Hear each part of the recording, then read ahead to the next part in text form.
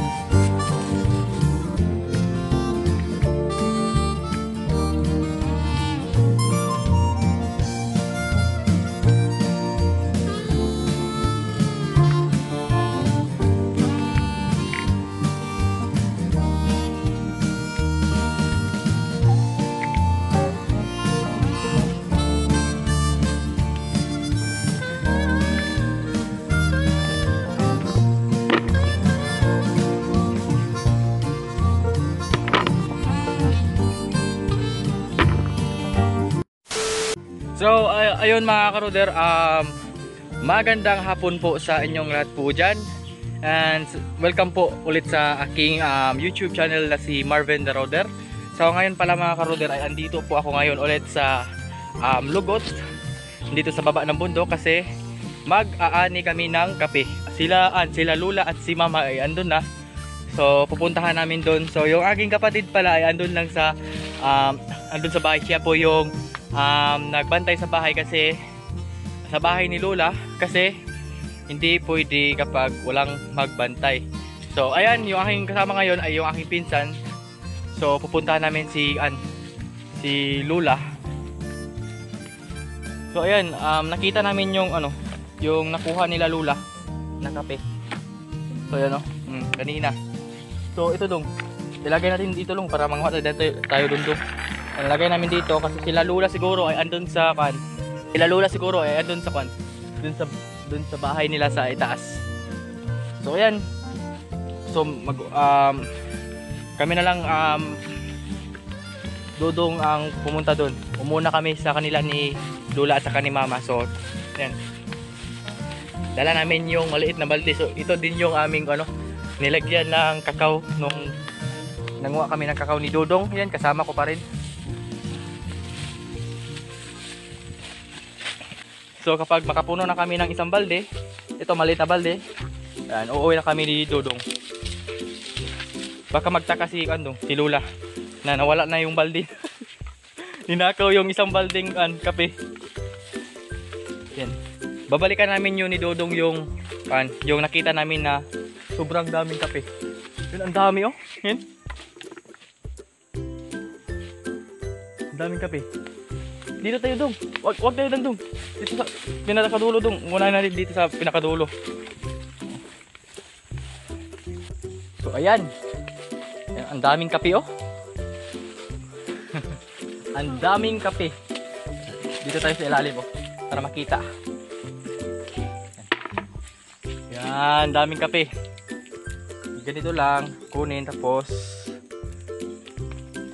ang daming kape po talaga.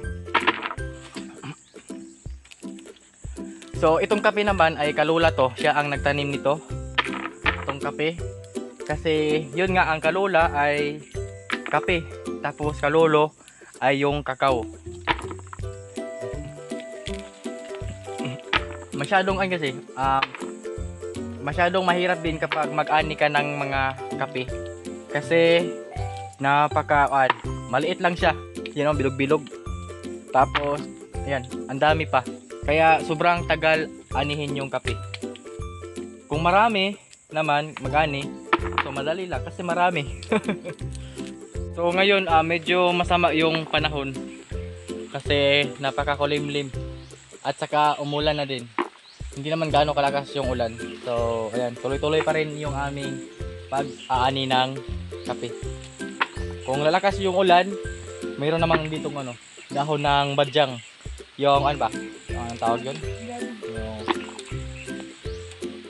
O basta dahon ng badyang o gabi para gawin naming Gawin naming pandong. Parang umbrella.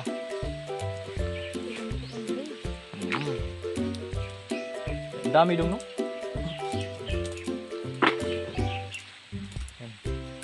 So, ubusin talaga namin to kunin para ano, hanggang sa mapuno yung aming balde. Kung mapuno na yung aming balde, so uuwi na kami doon sa kabilang bahay. Ngayon, mag-aani muna kami ng kape. Kasi ano siya, sobrang hinog na. Ito kasing kape kapag masobraan sa hinog, malaglag siya, no?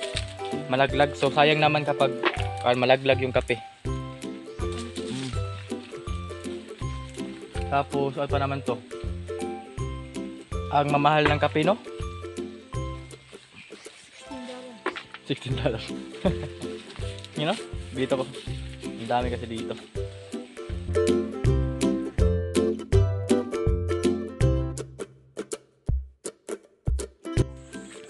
Yan, aking pinsan. Ang dami po talagang ano, ang daming hinog ng kape.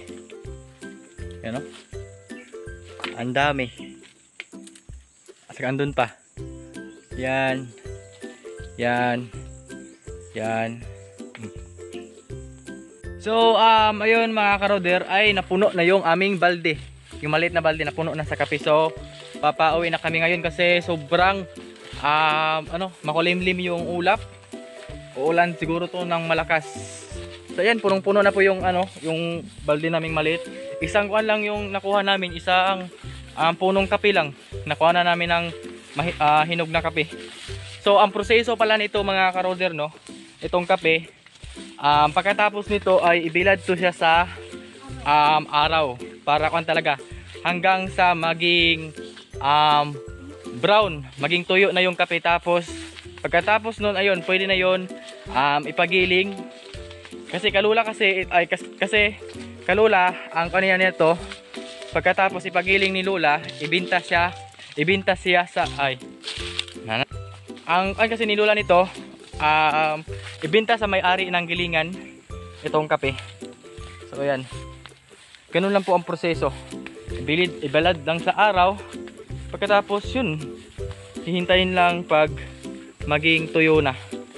So ayan, pauwi na kami ng aking pinsan doon. Kasi ano talaga, hindi maganda ang ulap. So ayun mga karoder, ito ay mani, kape. So yan, andito sila Lola ay nauna. Si Mama, yung pinsan ko. So ito yung kape. Ibilad namin dito sa sa tuktok ng bundok.